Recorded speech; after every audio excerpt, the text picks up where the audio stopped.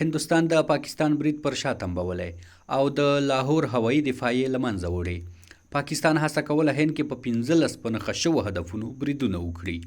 هندي حکومت ویلي چې د پاکستان ډرونونه او توغندې د بي پیلوټ الوتکو سیستم او د روسیې لخوا په جوړ شوي S-300 هوایي دفاعي سیستمونو لخوا له منځه وړي دي.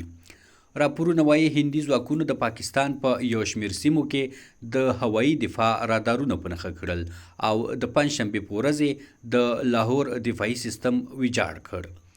هند دغه ویجاړی وروسته له هغې وکړ چې اسلام آباد د هند د عملیاتو سندور په غبرګون کې هڅه وکړه په هند کې 15 پوځي اهداف په نښه کړي.